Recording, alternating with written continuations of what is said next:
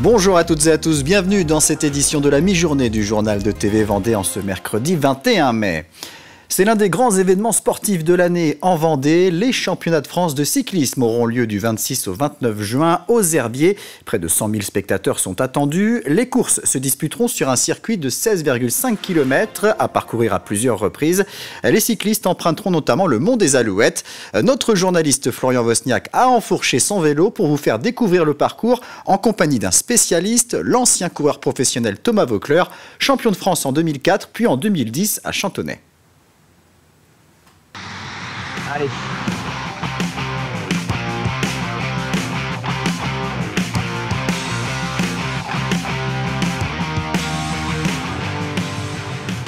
Ce sont des routes que tu connais, que tu as l'habitude toi d'arpenter en tant que Vendéen d'adoption. Alors pour être tout à fait sincère, ces petites routes là vraiment sur laquelle on est juste après le départ, autour des Herbiers, c'est quand même pas un réseau qu'on pratique le plus souvent. Donc vraiment les purs locaux, oui, mais moi qui suis plutôt du côté de Mouilleron-le-Captif, bien sûr je passe très souvent aux Herbiers, encore plus quand j'étais en activité, mais pas vraiment sur ces petites routes là, quoi. Là, ces petites descentes là comme on vient de faire, ça a l'air de rien, j'ai regardé comme ça, tranquille, on était à 60 à l'heure.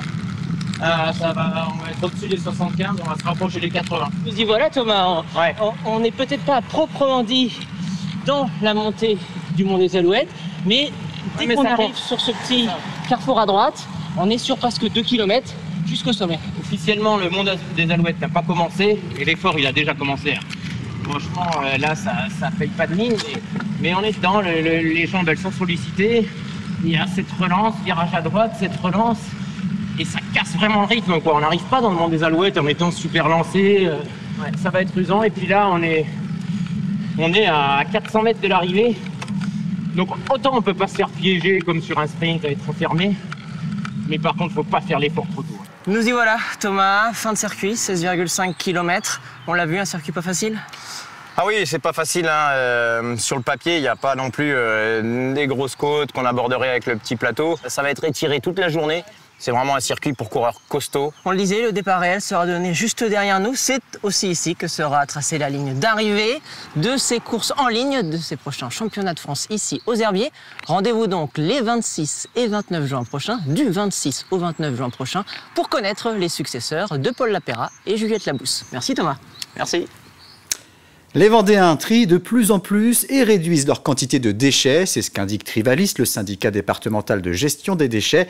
En 2024, chaque habitant a produit 7 kg d'ordures ménagères en moins et déposé 15 kg de déchets supplémentaires en déchetterie. Dans un département touristique comme le nôtre, les restaurants ou encore les campings participent également à cette évolution. Plusieurs d'entre eux mettent à disposition des contenants réutilisables ou encore des équipements pour les biodéchets. Dans l'hôtel de plein air, il faut savoir qu'il y a beaucoup de déchets, puisqu'on reçoit du monde dans le camping. Et pour le coup, l'évolution du tri des déchets, il faut tout leur donner en main, en fait. En leur informant dès l'arrivée, en leur donnant des affiches, des choses concrètes, en fait, ils arrivent à trier, que ce soit de n'importe quelle région. Au départ, c'est un peu plus difficile, mais maintenant, même les enfants se mettent bien au tri. Ils avaient déjà cette démarche d'aller à mes composteurs, parce que j'avais déjà mis des composteurs avant que ce ne soit obligatoire. Et du coup, ils avaient déjà beaucoup cette démarche de mettre dans les composteurs. Mais là, avec les bioseaux dans tous les mobil-homes, ils y vont automatiquement mettre dans le composteur. La communauté de communes Sud-Vendée Littoral dispose désormais d'un nouveau et unique centre technique intercommunal. Les équipes jusque-là réparties sur plusieurs sites sont maintenant regroupées dans un bâtiment situé dans la zone d'activité Sébastopol à Luçon. 7 mois de travaux ont été nécessaires pour cet équipement où l'on retrouve les services dédiés à la gestion des déchets, des bâtiments, de la voirie ou encore des espaces verts. Des ombrières photovoltaïques permettant de produire l'équivalent de la consommation de 182 foyers en électricité ont également été installées.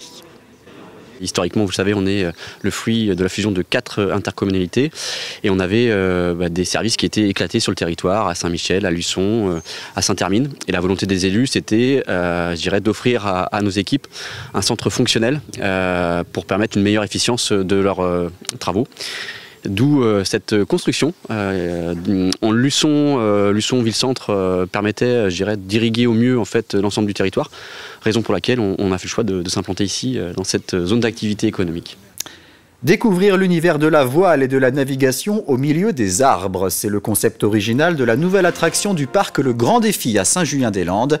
Intitulée Les Grands Défis du skipper, elle propose plusieurs énigmes et activités. Le parcours a été conçu avec le lycée Éric Tabarly des Sables d'Olonne et le skipper vendéen Benjamin Dutreux.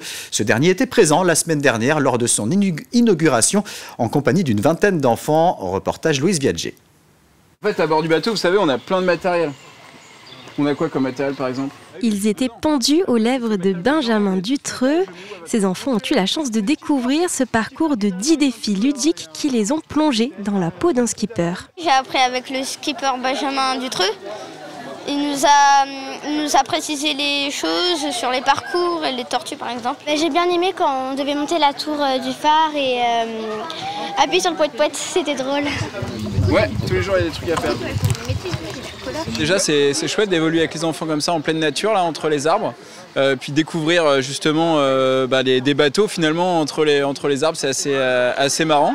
Et je trouve ça chouette de faire découvrir le milieu de la mer, de la course au large, ici un peu dans les terres. Les grands défis du skipper est la nouveauté du parc cette année. Un tour du monde virtuel d'1h30 qui permet de découvrir l'univers de la voile à l'image du défi du matossage. Pendant leur course, les skippers sont amenés à déplacer leur sac de matos d'un bord à l'autre du bateau, notamment quand ils virent de bord. Donc là, le but, c'était de représenter un petit peu ça en déplaçant les mousses de bâbord à tribord ou tribord à bâbord, en reformant des formes géantes grâce au tangram. Les enfants ont aussi vécu la vie d'une tortue en mer ainsi qu'une avarie. Une diversité d'activités mises en œuvre avec l'aide du lycée Éric Tabarly des Sables d'Olonne. Qui nous a donné un bateau qui était un petit peu à l'abandon chez eux, donc on l'a fait venir avec un camion et ensuite on l'a bougé avec un Manitou, donc ça c'était un gros chantier. Et sinon donc nous on est issus vraiment de l'acrobranche, donc on a tout le matériel pour bricoler, on a du bois, on a des poulies, des cordes, des bouts de tissu et on a tout fait nous-mêmes en se creusant un petit peu les méninges, quoi. L'après-midi a fini en beauté par une session de dédicace avec Benjamin Dutreux. Et on termine cette édition en souhaitant un très bon anniversaire à la doyenne des Vendéens et des Français. Marie-Rose Tessier fête ce mercredi ses 115 ans. Née le 21 mai 1910 à Beaurepaire, elle réside actuellement dans un EHPAD aux Sables d'Olonne. Elle est actuellement vice-doyenne de l'Humanité. C'est la fin de ce journal. Très bonne journée à tous sur TV Vendée.